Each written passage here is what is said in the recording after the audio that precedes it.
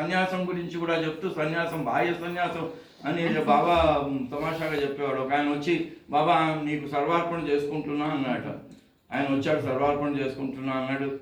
సంతోషపడ్డాను నేను. ఏంటి బాబు నీ సర్వార్పణ అంటే ఏంటి అంటే, ఏం లేదు, నా భార్య 6 పిల్లలు మొత్తం 8 మంది వచ్చి మీ దగ్గరే ఉండిపోతాం, మా బాధ్యతతో మీదే అన్నారు. ఎంత హాయిగా ఉంటుందన్నమాట.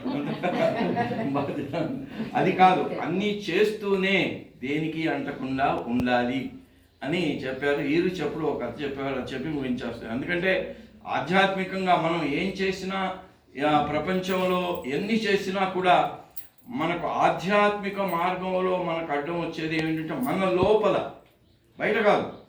బయట మరి ఇప్పుడు రిజిస్ట్రేషన్ ఆఫీస్ కానీ, అక్కడ ఇది కానీ, రేపు ఎలక్ట్రిసిటీ బిల్లు వస్తే కానీ శారద గారు అని పేరు వస్తుంది, ఆమె బిల్లు కట్టుకోవాలి. అది దాంట్లో ఏం తప్పు లేదు. కానీ లోపల ఇది నాది నాది నాది అని లోపల వీరుతూ ఉంటుందే, అది ఎంత ఎక్కువగా ఉంటే, ఎంత గాఢంగా ఉంటే అంత మళ్ళీ మనం ఈ ప్రపంచానికి తీసుకొస్తూ ఉంటుంది అనమాట. ఇలా లాక్కొని తీసుకొచ్చేస్తుంది. అలా ఈ ఋషి గారు ఒక 2-3